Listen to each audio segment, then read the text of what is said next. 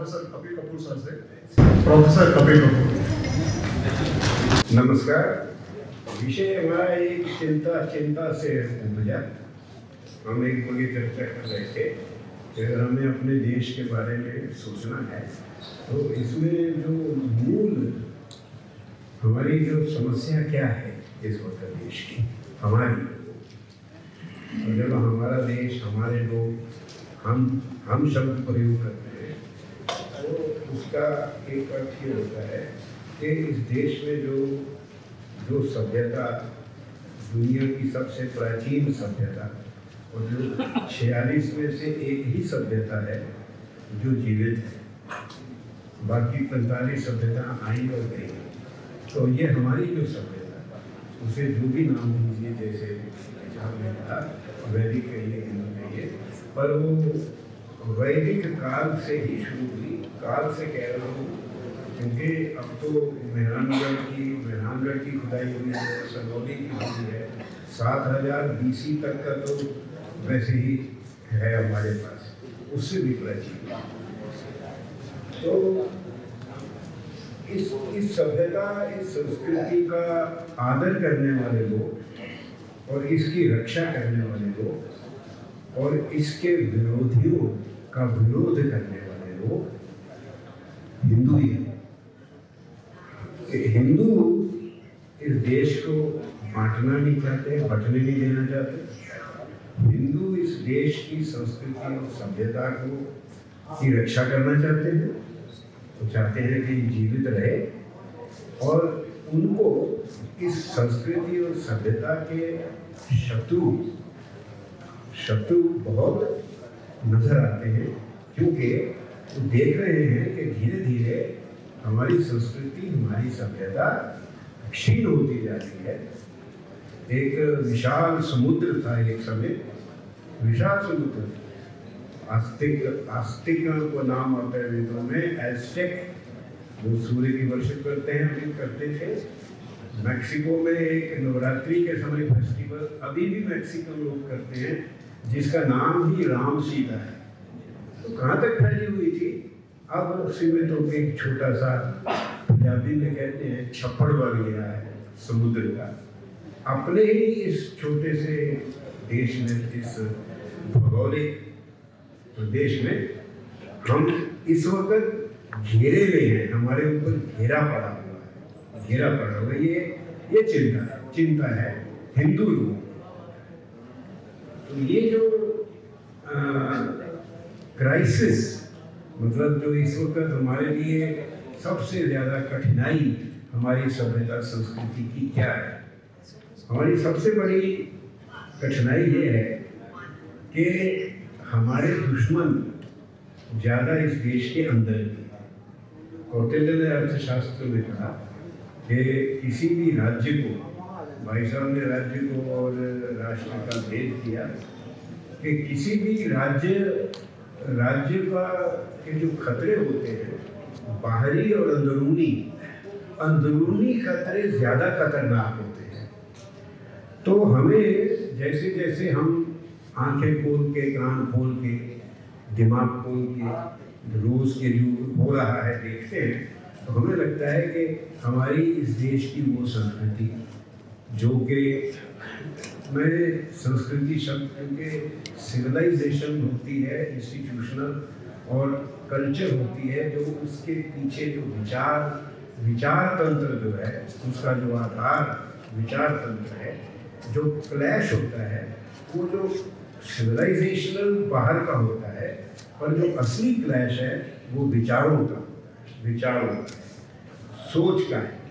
तो उसके देखते हमारे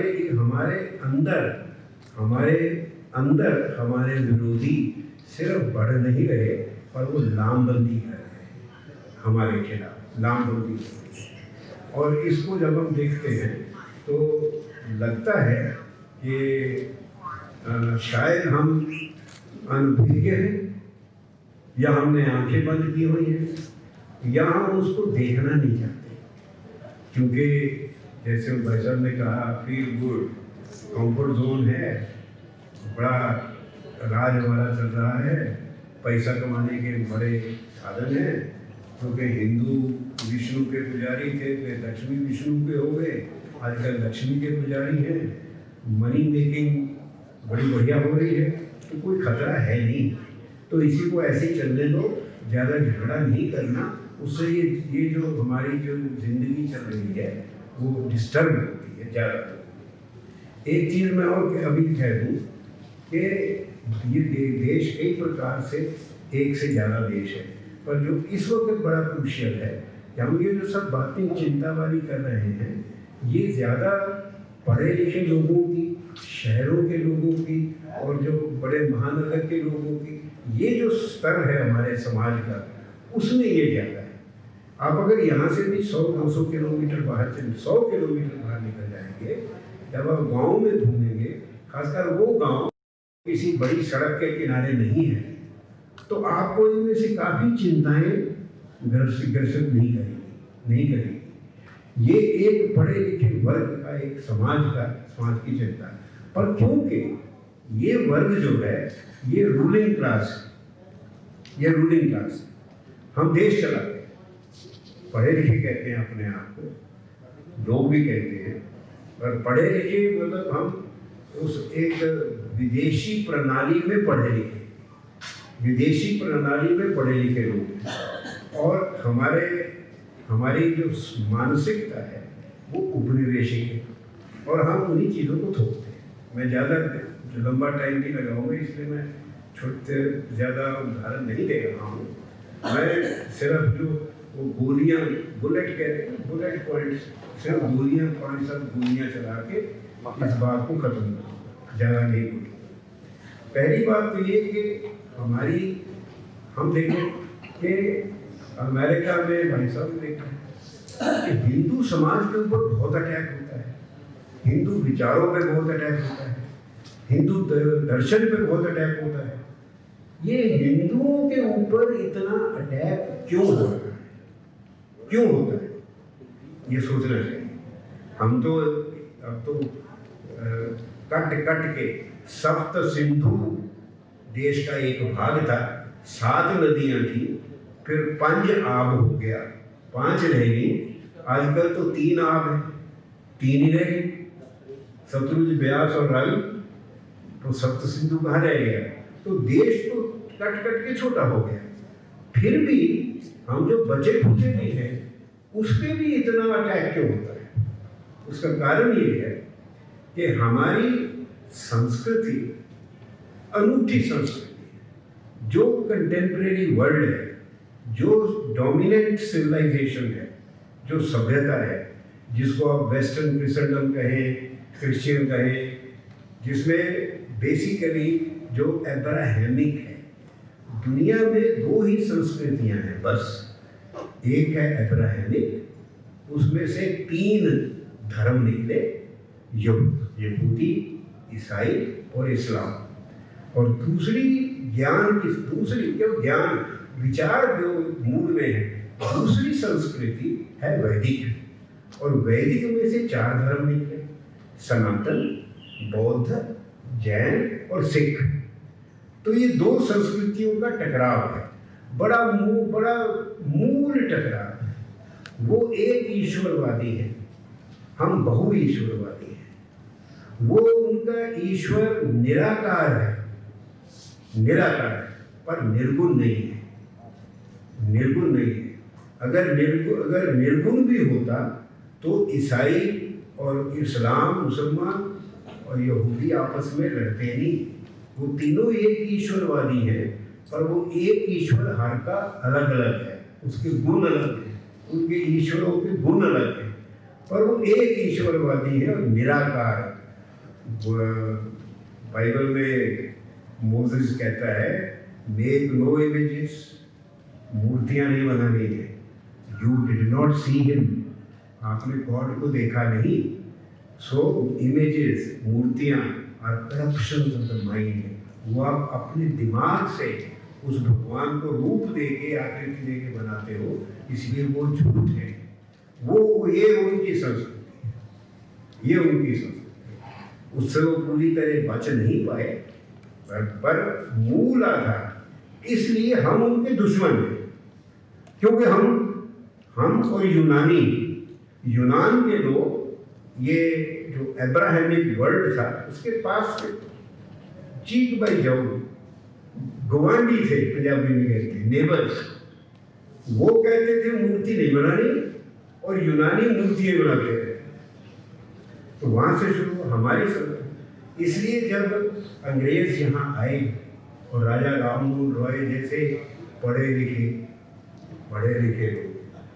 लिखे मतलब अपने देश के विरोधी, अपनी संस्कृति के विरोधी उनको मिल गए, तो उन्होंने अटैक शुरू किस चीज पे किया?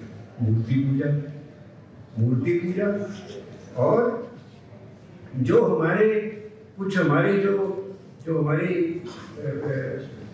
कस्टम्स हैं, कन्वेंशन हैं, जब हमारे जो समाज की रीतियां हैं, देखिए हमारी सभ्यता में, मैं ज़्यादा एक्सप्लेन तो नहीं करूँगा, कि अर्पण, समर्पण और तर्पण। रजनीश जी और ये सुशांत बैठे हैं, ये इनको एकदम इसका कुछ आनंद आएगा। हमारी संस्कृति में ये 3 चीज़ें हैं। समर्पण, वो भी गोपाल भी बैठा है, समर्पण, अर्पण और समर्पण, अर्पण, समर्पण और तर्पण। और दूसरी तरफ उत्सव, उपवास और उपासना। और बेसिकली संस्कृति उत्सव की संस्कृति है। हर महीना नहीं निकलता कि यहाँ कुछ न कुछ सेलिब्रेट होता है। आजकल वो कांवड़िए जो है वो ट्रक भरे हुए, भजन गाते हुए, नाचते हुए, झंडा लेके सड़कों पे लाखों लोग जा रहे हैं।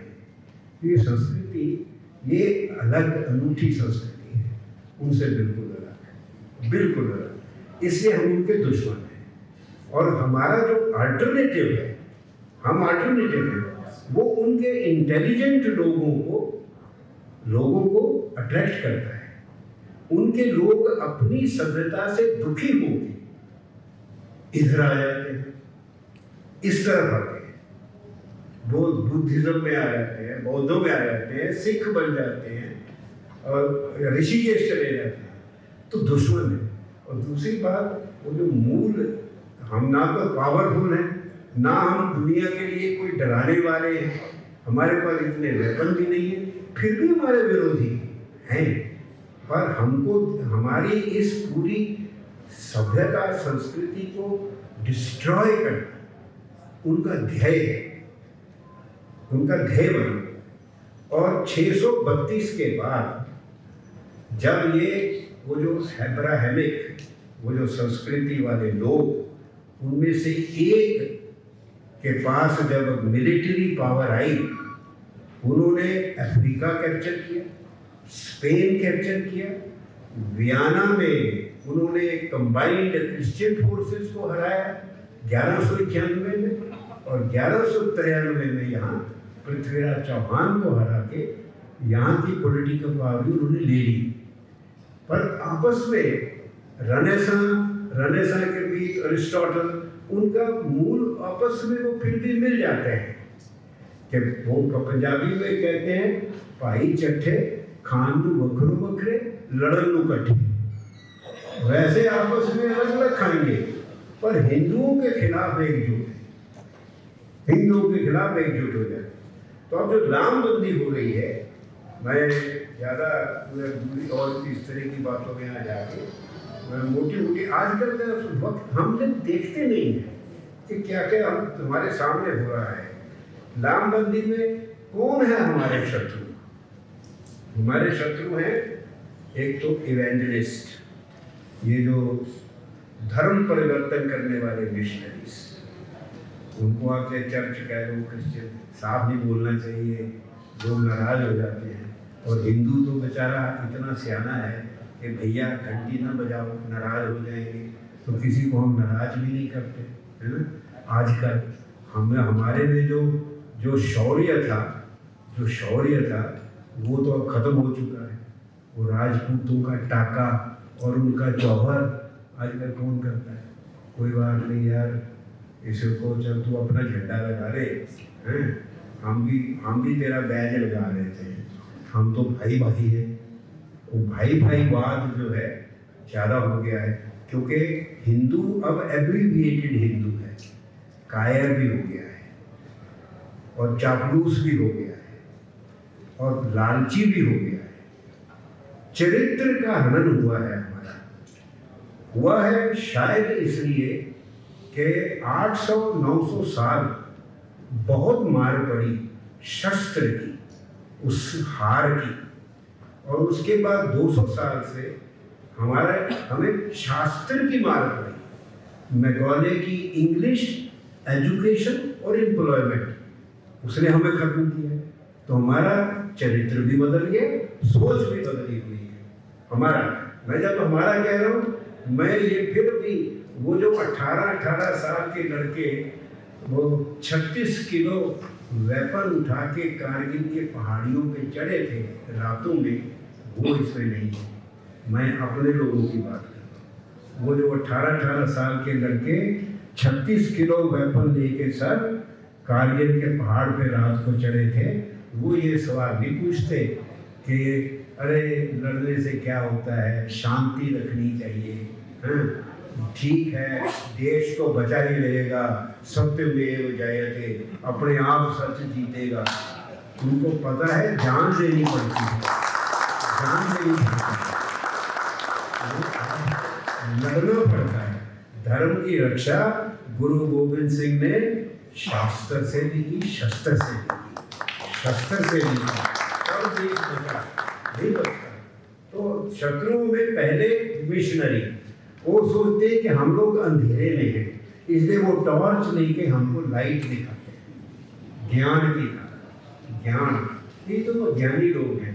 सैम पिट्रोडा ने, मोदी मनोहर जी, वो नॉलेज कमीशन रिपोर्ट लिखी थी। उसने कहा अब हम हिंदुस्तान को ज्ञान का समाज बना देंगे। मतलब आज तक तो हम अज्ञान नहीं थे, कुछ नहीं था, और ज्ञान का समाज कैसे बनाएंगे? अंग्रेजी से और कंप्यूटर से। सारी रिपोर्ट में कभी पढ़िएगा, सारी रिपोर्ट में संस्कृत शब्द ही नहीं है। हमारे ज्ञान की विधाएं, हमारे ग्रंथ 19वीं शताब्दी में हार्वर्ड ने 91 ग्रंथ हमारे ट्रांसलेट किए, मैक्स म्यूलर ने 50 किए।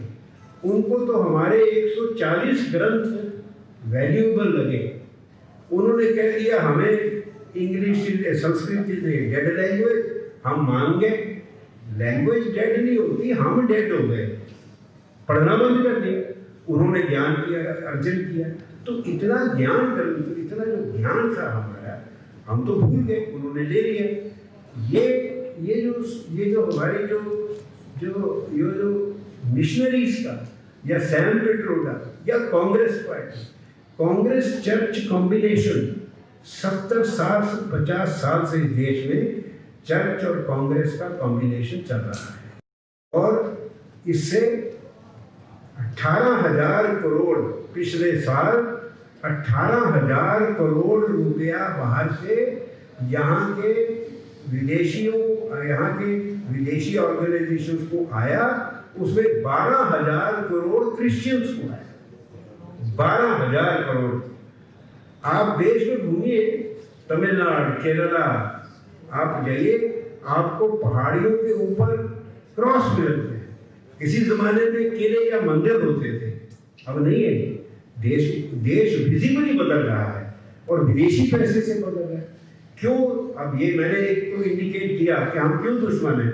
हम तो बड़े कमजोर हैं, किसी का हमला भी नहीं कर सकते, हम किसी का कुछ नुकसान भी नहीं है, फिर भी हमारे को दुश्मन क्यों? क्योंकि हम अनूठी संस्कृति है, अलग सिविलाइजेशन है। वैदिक सिविलाइजेशन में बचे हुए ज़ोरोस्ट्रियन खत्म हो गए, ज़ोरोस्ट्रियन लोग खत्म हो गए, जितने नॉन हेब्राइक सिस्टम थे वो खत्म हो गए। हम लोग हंटेड लोग हैं, और वो हंटर्स हैं, वो प्रोसेलिटाइज करते हैं, और हम जो फिर कहते हैं डायलॉग अमंग सिविलाइजेशंस। लड़ाई हंटिंगटन का क्लैश नहीं होगा, डायलॉग हो ही नहीं सकता। शेर में और बकरी में डायलॉग हो ही नहीं सकता। एक जो दूसरे को खाना चाहता है उसके साथ आप डायलॉग कैसे करेंगे? डायलॉग होगा अगर शेर बूढ़ा हो जाए, उसके दांत गिर जाए, और बकरी का कोई चीता दोस्त बन जाए, या बकरी खुद खा पी के मोटी हो जाए, हाँ? कि वो चीते बूढ़े चीते से भाग जाए। डायलॉग हो नहीं सकता, डायलॉग पॉसिबल नहीं है थियोलॉजिकली। वो आपके गॉड्स को, वो आपके सिस्टम को मानते ही नहीं। वो कहते हैं हमारा एक बस निराकार। आप कभी इतिहास पढ़िए, 632 से लेके 400 साल में भारत की पॉपुलेशन 80 मिलियन कम हो गई थी। 8 करोड़ लोग सन 1000 से सन 1400 तक हिंदुस्तान की पॉपुलेशन 8 करोड़ कम हो गई। राजीव जी ने मुझे समझाया, आजकल के हिसाब से समझिए 30 करोड़ हिंदू मारा गया। 30 करोड़ तो कोई होलोकॉस्ट, मतलब it is worse than Jews की किलिंग, मैक्सिकन्स की किलिंग, इंडियंस की किलिंग। फिर भी हम बचे। ये हमारे आवर एबिलिटी टू रेजिस्ट बचे इसलिए कि यहाँ ऐसे ऐसे लोग रहे, ऐसी ऐसी हमारी बहनें, बेटियां, माएँ रहीं जो पूरी अपनी शादी की पोशाक पहन के अग्निकुंड में कूद जाते थे। ऐसे ऐसे लोग निकलते थे जो कि घर से फैसला करके निकलते थे गेरुआ पहन के कि जिंदा वापस नहीं आना। तब बचे, रेजिस्टेंस से बचे। गुरु गोविंद सिंह ने पिता को मरवा दिया, 4 बेटे मारे गए, खुद मारे गए 40 साल के लिए। एक छोटी सी लाइन लिख देते औरंगजेब को तो वो गवर्नर बन जाते पंजाब के। गवर्नर बोले एक पार्टी ज्वाइन कर लेते तो उसके साथ कुछ ना कुछ उन्हें मिल जाता, पर वो नहीं है। मैंने बताया चरित्र जो बदला है, बदल चुका है। तो ये कारण है। इसमें 2-3 बातें मैं और कहूँगा। ये तो चर्च है, एक है इस्लाम वाले, वो हमें काफिर, हम कुफर, हम हैं सिंपल है। हम या तो बदलें या जाएं, ये दूसरे हैं। देखिए जब तक हम ओपनली इन बातों को देखेंगे नहीं, रिकॉग्नाइज, मैं ये नहीं कह रहा कि आम हर भाई, हर क्रिश्चियन भाई, हर मुसलमान भाई दुश्मन है, पर जो उनके लीडर हैं, जो उनको लीड कर रहे हैं, उनकी जो ऑर्गेनाइजेशंस हैं, ये जलीकट्टू का जो हुआ था, उसमें इस्लामिक तौहीद जो ऑर्गेनाइजेशन जिसने श्रीलंका में बॉम्बिंग की है, वो इन्वॉल्व थी उस मूवमेंट को चलाने। इनको हम रिकॉग्नाइज नहीं करेंगे, ये डेंजर है। इस डेंजर को वे, इसलिए चर्च, फंडामेंटलिस्ट ऑर्गेनाइजेशन इस्लाम की, कम्युनिस्ट, और एक बड़ी इंटरेस्टिंग कैटेगरी है एब्रीविएटेड हिंदूज। अल-बिरूनी ने 11वीं शताब्दी में कहा कि हिंदू हमसे बड़े अलग हैं। नंबर 1, ये मरने से नहीं डरते। अल-बिरूनी महमूद गजनी के साथ आया था, कहता है ये मरने से नहीं डरते, इनसे मौत का डर नहीं है। दूसरा, ये झूठ नहीं बोलते। तीसरा, इनको अपने ज्ञान का बड़ा अहंकार है। ये 11वीं शताब्दी, अब तीनों ही बदल गए। अब हम सच नहीं बोलते, अब हम मौत से डर रहे हैं। 7 जनरेशन तक के लिए पैसा इकट्ठा करते हैं कि पोता भी खाए, पड़पोता भी खाए। हम तो छोड़िए, जितना मिले इकट्ठा करके खिलाएं। और ज्ञान, हमारे तो ज्ञान है ही, ज्ञान तो सारा उधर से आया है, वेस्ट से। हम अपनी किताब तो कोई पढ़ते नहीं, क्योंकि हमारी किताबों में कुछ नहीं, उधर है सब कुछ। तो ये जो चरित्र बदला नहीं, सोच भी बदली। इसको परपेचुएट किसने किया? ये एग्रीवेटेड एक कैटेगरी और है। 3 प्रकार के हिंदू हैं। एक हिंदू वो है जो घर में पूजा पाठ करते हैं, टीका भी लगाते हैं, पर जब बाहर निकलते हैं तो लिबरल लेफ्टिस्ट बन के निकलते हैं। दूसरे हिंदू वो हैं जो घर में भी पूजा पाठ करते हैं और बाहर भी टीका लगा के राम राम जी बोलते हैं। और तीसरे वो हैं ना बाहर हिंदू है ना घर में हिंदू है, पूरा घर घूम जाइए उनको कुछ लगा, आपको कुछ नहीं मिलेगा, कुछ नहीं मिलेगा। तो ये जो तीसरी कैटेगरी है जिसे हम लिबरल हिंदू कहते हैं, है ना, लिबरल हिंदू, वो अपॉर्चुनिस्टिक हिंदू है, वो भी हमारा एनिमी है। और अनफॉर्चुनेटली ये दो कैटेगरी जो हिंदुओं की है ये हमारे सबसे बड़े एनिमी हैं। हम दूसरों को हैंडल कर लेंगे, ये अपने घर के पहचान में नहीं आते आसानी से। तो ये अटैक किस चीज को करते हैं हिंदुओं का? हमारे हीरोज को अटैक करते हैं, हमारे सिंबल्स को अटैक करते हैं, हमारे फेस्टिवल्स को अटैक करते हैं, हमारे रिचुअल्स को अटैक करते हैं। करते कि नहीं करते? ये करते। और भी देखिए किसके थ्रू करते हैं? इंस्टीट्यूशंस के थ्रू करते हैं। आपकी जितनी इंस्टीट्यूशन है वो सारी बेसिकली एंटी हिंदू है। आई एम सॉरी, शायद कोई FIR भी करा दे मेरे, हो सकता है। एंटी हिंदू कॉन्स्टिट्यूशन एक तो not only anti Hindu, constitution is anti our culture. हमारी वेस्टर्न कल्चर नहीं है, हमारी पॉलिटी बेबीलोनिया जितनी पुरानी है, 3000-4000 साल से पुरानी है। एक शब्द का हमारा कॉन्स्टिट्यूशन है, धर्म। चोर का भी धर्म होता है, राजा का भी धर्म होता है, सब काम धर्म से। और धर्म क्या है?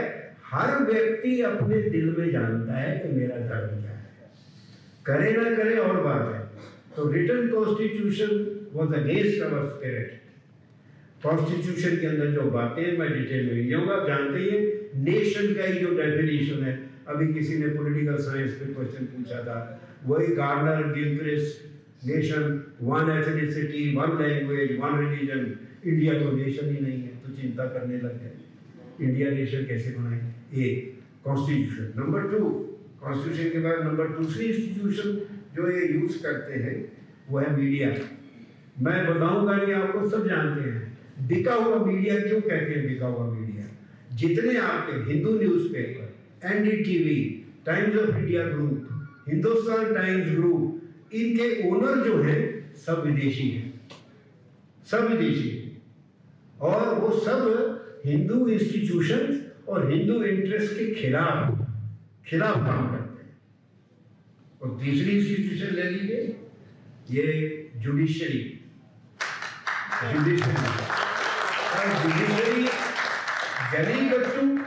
जलीकट्टू आज जानवरों के ऊपर क्रूअल्टी है। पर कुछ फेस्टिवल्स में 1-1 लाख जानवर काटे जाते हैं, उनके बारे में कुछ नहीं है, उनके ऊपर कोई क्रूअल्टी नहीं है। जबकि जलीकट्टू फेस्टिवल का मूल जो सिद्धांत था वो था जो देसी ब्रीड अब बुल थी ना, देसी ब्रीड, उसको सस्टेन करना। देन कुछ I just finished this. मैं पूछा आपको जुडिशरी के डिसीजन, एक तो जलीकट्टू, सेम सेक्स में, ये हमारी संस्कृति है, हमारी संस्कृति। क्वियर उनको मान लिया उन्होंने, लिव इन रिलेशनशिप और वो मान लिया, शादी करने की जरूरत ले रही। ये हमारे हिंदू समाज की धुरी परिवार है। आप परिवार तोड़ दीजिए, हिंदू समाज टूट जाएगा। तो आपने लिव इन को मान लिया। ये Ram temple is not our priority, chief justice साहब ने कहा। पर छोटे मोटे इशू PIL रात को 2-2:30 बजे भी उठ के, अर्बन नक्सलाइट्स के लिए रात को 2:30 बजे उठ के मीटिंग कर लेते हैं। मीटिंग कर लेते हैं। फिर शबरीमला मंदिर, वो औरतें जिनके लिए वो न्याय कर रहे हैं वो खुद नहीं जाना चाहते, वो जाती भी नहीं है। पर ये बताइए, कई ऐसे धर्म हैं जिसमें औरतें उनकी पूजा स्थल में जा ही नहीं सकती। किसी ने भी कुछ उनके बारे में भी सोचो ना। शबरीमला, हिंदू मंदिर, इनको रोको पहले। और भी है, और ठाकुर साहब ने, जो पहले ठाकुर थे, जब वो आए थे डोगरा थे, हमने सोचा शायद ये कुछ अपनी संस्कृति का सोचेंगे। एक PIL आई थी कि भी सुप्रीम कोर्ट की जजमेंट का हिंदी अनुवाद होना चाहिए। उसके ऊपर 20,000 का जुर्माना किया और उसको डांट लगाई कि हमारा टाइम वेस्ट कर रहे हैं। I am thankful to Gogoi ji, अब 9 भाषाओं में आपको सुप्रीम कोर्ट की ट्रांसलेटेड ठाकुर जी का ये तो भाषाओं में, मतलब जिस अक्यूज को आप पनिश कर रहे हो उसे पता ही नहीं लगता कि मैंने गुनाह क्या किया है। आपने अंग्रेजी में बता दिया, फिर वो वकील से पूछता कि भाई साहब क्या गुनाह मेरा? बोले बड़ा बहुत सीरियस बात है, 25,000 और लगेंगे, यू कैन न्याय। I have written a language report for the government, 4 volumes, 14 to 16, something. I have taken up all these issues there, but unfortunately they did not like it. और वो शेल्फ को decorate कर रही है, MHRD की जो shelf है उस पर वो डेकोरेट कर रही है उसको। पब्लिक डोमेन में भी नहीं डालते। अरे पब्लिक डोमेन में डाल दीजिए, आप कहिए हम नहीं मानते, पर पब्लिक डोमेन में डालिए, लोगों को बोलने दीजिए, सोचने दीजिए क्या है। अच्छा, देन गवर्नमेंट, जुडिशरी के बाद आपकी गवर्नमेंट, जितने मेजर हिंदू टेम्पल्स हैं सबका कंट्रोल आपकी गवर्नमेंट के पास या स्टेट गवर्नमेंट्स के पास। किसी और धर्म के पूजा स्थल स्टेट गवर्नमेंट्स की कंट्रोल में नहीं है, आपके हैं।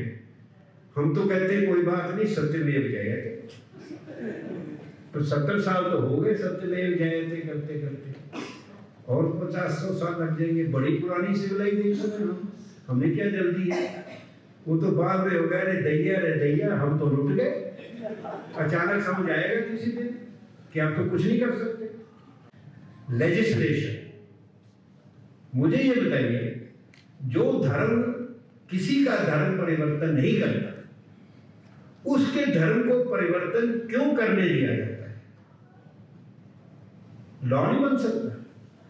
सन 2000 में ये शोषा शुरू हुआ था, डायलॉग अमंग सिविलाइजेशंस का।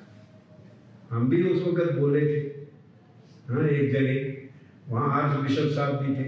जयललिता जी ने उस वक्त पर धर्म परिवर्तन बैन कर दिया था तमिलनाडु में 2 साल के लिए, तो बहुत विरोध हुआ उनका।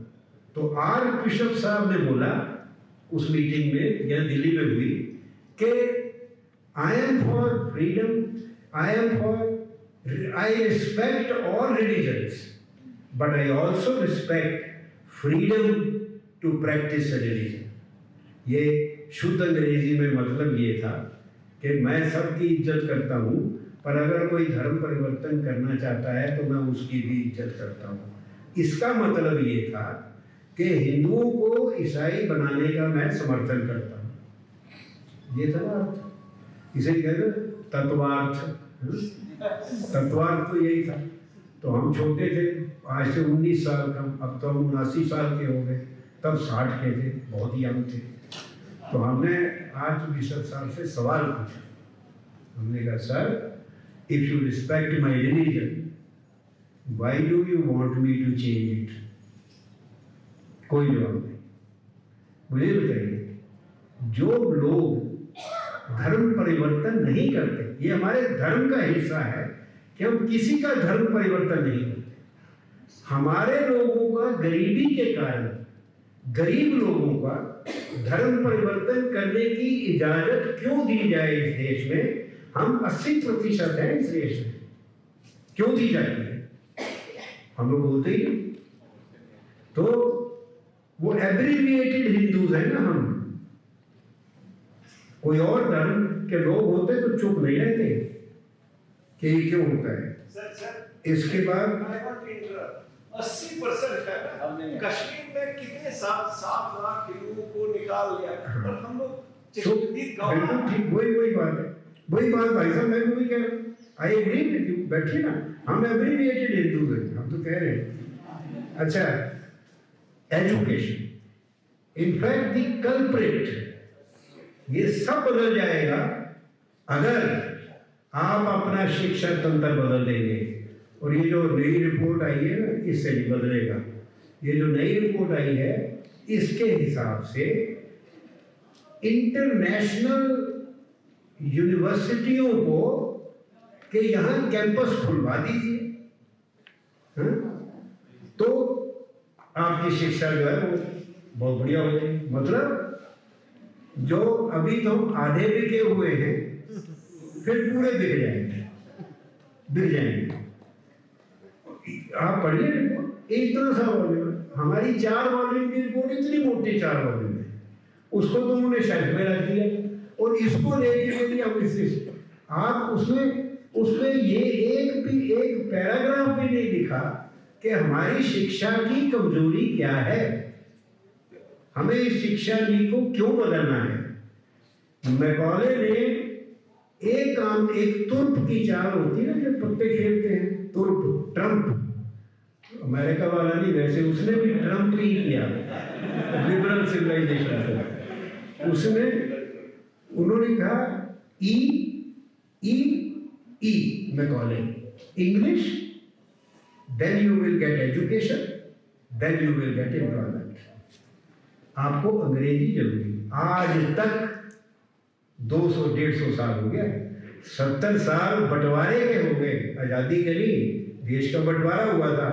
इंस्टीट्यूट ऑफ लॉ स्टडीज जहाँ मैं आजकल चेयरमैन हूँ, वहाँ टूरिस्ट, वहाँ लोग बहुत आते हैं, उनको वो गोल मेज दिखाते हैं जहाँ पे देश की स्वाधीनता का सिग्नेचर हुआ था। मैंने कहा यार मैं होता तो मैं तो इसको तोड़ ताड़ के फेंक देता कि इस मेज पे देश का बंटवारा हुआ था, स्वतंत्रता नहीं हुई थी, बंटवारा हुआ था। तो ये एजुकेशन जो है, इसमें भी मूल क्या प्रॉब्लम है एजुकेशन की। ये सब जो इशू 2-4 बड़े अच्छे रेज किए गए आज, मूल ये है कि शिक्षा का माध्यम खास करके वो शिक्षा जिससे एम्प्लॉयमेंट मिलती है, जो इम्पोर्टेंट है, उच्च शिक्षा स्कूल से ऊपर की, वो सारी शिक्षा का माध्यम अंग्रेजी है। और missionary school, English medium school is the most important and most rampant institution in this education system. वो बचपन से ही आपके बच्चे बचपन से ही उनके दिमाग में अपने देश के प्रति, आपके देश के प्रति लगाव रहता ही नहीं, अपनी संस्कृति की तरफ कोई इज्जत नहीं रहती। जो बच्चे इस शिक्षा को पढ़ के निकलते हैं, at best they are ignorant, at worst they have contempt for themselves. हमारा कुछ नहीं है, सब खराब है।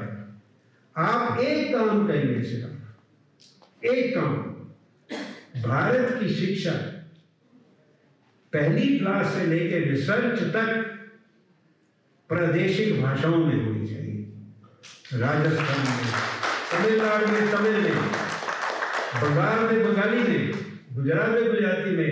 ये जिन्होंने कॉन्स्टिट्यूशन बनाया, उनको तो ये डर था कि हम नेशन नहीं है, एक भाषा होनी चाहिए नेशन की, एक जाति होनी चाहिए, तो इन्होंने उसमें फंस गए। पर ये देश एक रहा 7,000 साल।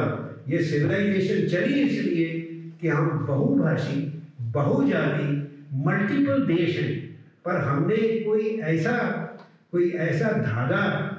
धागा निकाला जिसके ऊपर हमने इन सबको पिरो दिया, और वो धागा है भारतीय ज्ञान परंपरा का। हमारा जो ज्ञान है वो ज्ञान भारतीय भाषाओं में बैठा हुआ है, सेडिमेंटेड, जैसे रेत पानी में बैठ जाती है, उसी तरह वो जो वैदिक ज्ञान वेदों से जो शुरू हुआ और गुरु ग्रंथ साहब तक आया। कभी आप इस पर भी चिंता करिए, सोचिए, ऋग्वेद में 10 मंडल हैं, गुरु ग्रंथ साहब में 10 गुरु हैं। ऋग्वेद छंदों में है, गुरु ग्रंथ साहब जो है रागों में है। गुरु ग्रंथ साहब ऋग्वेद में उस वक्त देश के जो चिंतक थे उनके विचारों को इकट्ठा किया गया। गुरु ग्रंथ साहब में 12वीं 14वीं 15वीं से 17वीं शताब्दी तक जो इस देश के चिंतक थे 25-26, उनके विचारों को इकट्ठा किया गया है। ऋग्वेद से लेकर गुरु ग्रंथ साहब सनातन धर्म का ज्ञान जीवित रहा है इस देश में, और भक्ति मूवमेंट में रहा है, भक्ति मूवमेंट में रहा है। उसको आपकी यूनिवर्सिटियां पढ़ाती नहीं, भक्ति मूवमेंट कुछ नहीं पढ़ाती, क्योंकि मैंने उस रिपोर्ट में लिखा है Rajiv ji, our education is neither democratic nor vernacular nor federal nor Indian. हमारी शिक्षा ना तो लोकतांत्रिक है, ना संघीय है फेडरल, ना ही भाषिक है भाषाओं में, और ना ही भारतीय है। अपनी किताबें नहीं पढ़ा, कुछ नहीं पढ़ा। इन चारों को अगर आपने काटना है तो एक धागा जो खींचने वाला है, एक धागा वो है आप अपनी शिक्षा प्रादेशिक भाषाओं में कर दीजिए, एकदम कर दीजिए, कुछ नुकसान नहीं। अंग्रेजी में रिसर्च करके कौन से हमने आइंस्टाइन पैदा कर दिया, क्या कर दिया, कितने नोबेल प्राइज ले लिए। तो अगर हम सब प्रादेशिक भाई रिसर्च भी आपको अपनी भाषा में करनी है तो क्या होगा, 10 साल नोबेल प्राइज नहीं मिलेगी। भाई नोबेल प्राइज लेना जरूरी क्यों है? हम लोग रोज रोते हैं कि 200 यूनिवर्सिटियां वर्ल्ड की टॉप है, उसमें हमारा नाम नहीं आता। नाम कैसे आएगा? आप 3-4 पैरामीटर अपने रख दीजिए उसमें। अच्छी यूनिवर्सिटी के क्राइटेरियन में आप एक ये रख दीजिए कि आपकी यूनिवर्सिटी में ऋग्वेद पढ़ाया जाता है, सारी वेस्टर्न यूनिवर्सिटियां बाहर हो जाएंगी। आप भी 2-4 अपने क्राइटेरिया रख दीजिए। हमें क्यों जरूरी है कि हम इंटरनेशनल यूनिवर्सिटियों की, आपकी यूनिवर्सिटी आपकी नेशनल यूनिवर्सिटी तो है नहीं, your universities are not even national, और आप कहते हैं हमें इंटरनेशनल बनना है। कहाँ नेशनल है? अब विदेशी भाषा में पढ़ाते हैं, विदेशी को पढ़ाते हैं, विदेशी विचारों को लेके आप अपने बारे में बातें करते हैं।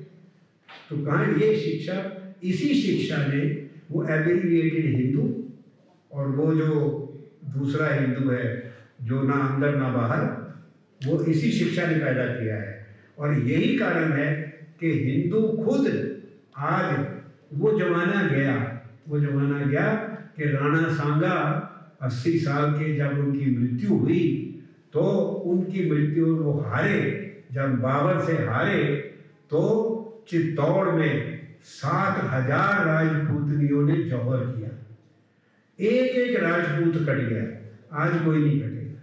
सिर्फ वो मैं कहता हूँ थैंक गॉड कि वो गांव के बच्चे 18-18 साल के जिन्होंने अंग्रेजी नहीं पढ़ी, जो इन मिशनरी स्कूलों में और यूनिवर्सिटियों में नहीं आए, उनको जब आप कहते हो कि मातृभूमि की रक्षा करनी है तो वो प्रश्न नहीं पूछते, वो प्रश्न नहीं।